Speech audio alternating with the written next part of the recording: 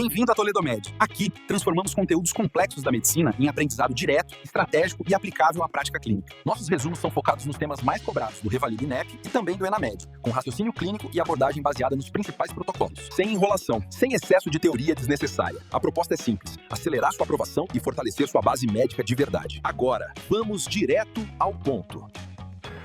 Hoje, a revisão com a Toledo Med sobre doenças infecciosas de altíssima letalidade. Analisemos um caso clínico clássico. Um profissional exposto a inundações, manifestando febre súbita, mialgia severa localizada nas panturrilhas e um quadro de icterícia. O raciocínio diagnóstico rápido e preciso, embasado em dados epidemiológicos, é exatamente o que separa a medicina de excelência do desfecho fatal. E claro, este é o cenário clínico exato que testa o rigor técnico exigido nas aprovações de alto nível, como no Revalida INEP e no ENAMED. Iniciamos agora uma experiência de imersão acadêmica premium. O foco absoluto desta sessão é o domínio estruturado de duas zoonoses severas, a leptospirose e a antavirose. A exigência clínica aqui é máxima, a compreensão profunda da fisiopatologia, o mapeamento impecável do diagnóstico diferencial e a antecipação das medidas de suporte vitais devem ser aplicados com precisão absoluta, verdadeiramente cirúrgica. O nosso roteiro estratégico engloba 5 passos fundamentais. Primeiro, transmissão e agentes infecciosos. Segundo, as formas clínicas da leptospirose. Terceiro, a síndrome cardiopulmonar da antavirose. Quarto, o diagnóstico laboratorial comparado. E, por fim, o tratamento e as medidas salva-vidas. Começamos com a transmissão e os agentes infecciosos. É fundamental observar um detalhe biológico que frequentemente define aprovações em provas rigorosas. A Leptospira interrogans é uma espiroqueta aeróbia obrigatória. É mandatório gravar a natureza bacteriana deste agente microscópico e a sua extrema dependência de oxigênio. Esta característica traça um contraste vital com o agente etiológico da antavirose, que é um RNA vírus pertencente à família Buniviridae.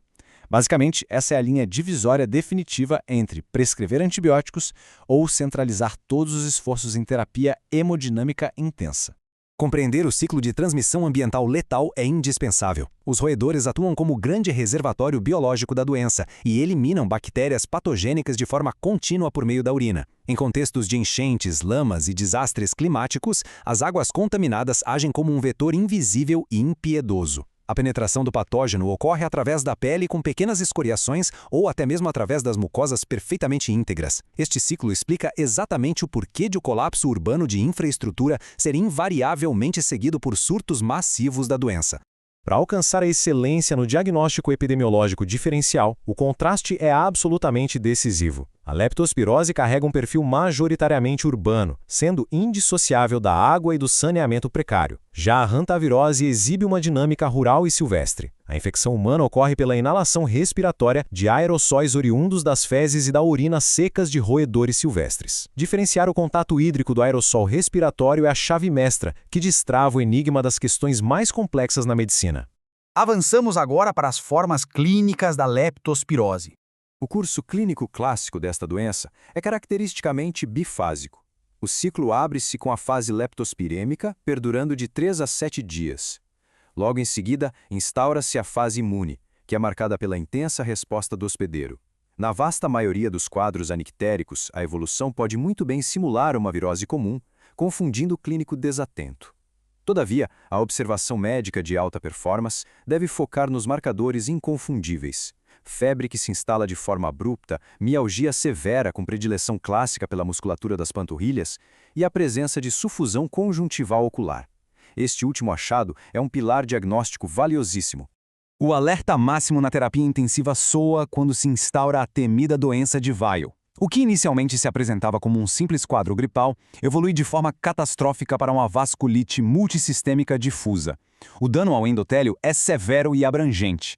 Com índices de letalidade que podem facilmente ultrapassar a faixa dos 50% sem a devida intervenção, o conhecimento profundo desta definição requer total gravidade e extremo respeito acadêmico. A estruturação do conhecimento baseada na regra de 3 é um método de ouro para a retenção impecável em provas de alto nível. A síndrome de Weil impõe-se por uma tríade patológica inesquecível. Primeiro, a icterícia de coloração rubínica, que é um sinal iminente de colestase intrahepática, elevando a bilirrubina direta. Segundo, uma insuficiência renal aguda que, de forma bastante peculiar, costuma ser não oligúrica em suas fases iniciais. E terceiro, o componente mais devastador de todos, o sangramento pulmonar por meio da hemorragia alveolar. É imprescindível notar a extensão do colapso no tecido pulmonar. Os achados radiológicos e histológicos revelam um extenso infiltrado intersticial e alveolar bilateral difuso. É a evidência crua e visual da pneumonite hemorrágica. O sintoma premonitório pode ser apenas uma tosse com expectoração estriada de sangue. Porém, a hemoptise maciça se desenrola muitas vezes de modo absolutamente súbito. Trata-se da principal causa de morte por insuficiência respiratória catastrófica nesses pacientes, o que exige uma prontidão irrestrita para a intubação orotraqueal. Partimos para a antavirose e a sua letal síndrome cardiopulmonar. A patogênese primária subjacente à síndrome cardiopulmonar por hantavírus reside num fenômeno fisiopatológico incrivelmente agressivo, a perda aguda da integridade da barreira endotelial. Ocorre um drástico aumento da permeabilidade microvascular sistêmica. O vazamento incontrolável de plasma inunda diretamente o parênquima pulmonar. A extrema gravidade desta apresentação reflete-se em uma taxa de mortalidade aterradora, confirmando a urgência médica vital envolvida no reconhecimento precoce deste vírus. A progressão para o choque na antavirose é abrupta e configura uma verdadeira armadilha diagnóstica na sala de emergência. A evolução inicia-se por meio de uma fase prodrômica assombrosamente inespecífica, cursando com febre e astenia. Contudo, o divisor de águas absoluto nesta linha do tempo é o súbito surgimento de uma tosse seca. Este sintoma pontual jamais pode ser subestimado. Ele precede imediatamente o afogamento capilar da fase cardiopulmonar, que se evidencia pela taquicardia descompensada, grave hipoxemia e a rápida, quase fulminante instalação de um edema pulmonar não cardiogênico. Passamos agora ao diagnóstico laboratorial comparativo. Atenção extrema a estes dados laboratoriais, pois representam um ápice estratégico diagnóstico. Observando o comportamento do potássio, notamos que, tradicionalmente, a insuficiência renal retém o íon, causando hipercalemia. Contudo, na leptospirose, o efeito nefrotóxico inibe a reabsorção tubular, determinando paradoxalmente a perda de potássio na urina. Uma insuficiência renal aguda que cursa com hipocalemia aponta o farol do diagnóstico de forma incontestável para a leptospirose. Este é o padrão ouro laboratorial, a marca registrada do raciocínio clínico maduro e experiente.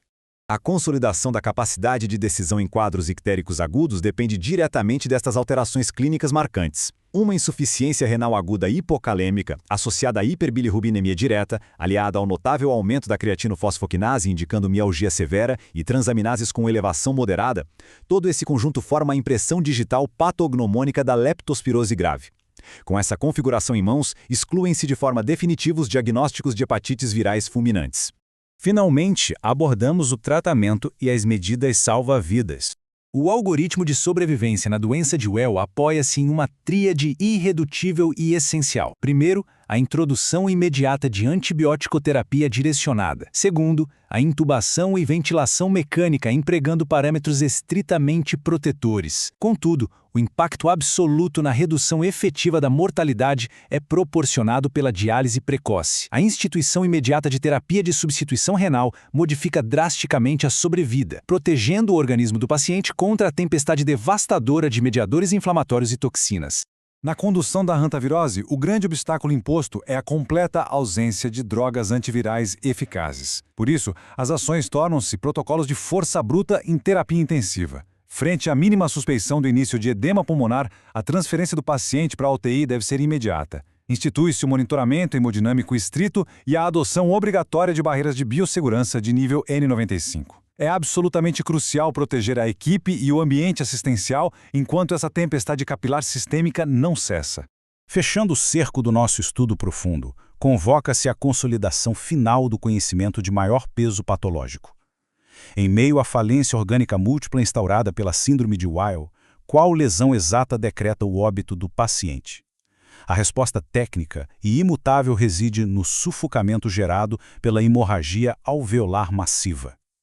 O entendimento imperturbável de que a insuficiência respiratória grave, secundária a este sangramento letal, é o que dita a mortalidade, afia o raciocínio médico para o mais alto grau de excelência e resolutividade. Nossa imersão em doenças de altíssima letalidade encerra-se aqui, sempre mantendo o foco inabalável na medicina de alta performance. Se esse resumo te ajudou, já segue a Toledomed no Instagram ou Google Toledomed Score. Lá você encontra conteúdos diários e estratégias para o Revalida INEP e Enamed. Também conheça o nosso curso extensivo. As músicas, materiais complementares e todos os links citados estão aqui na descrição do vídeo. E claro, não esquece de deixar o like e aquele comentário maroto para fortalecer a comunidade médica que mais cresce no Brasil. Nos vemos na próxima aula.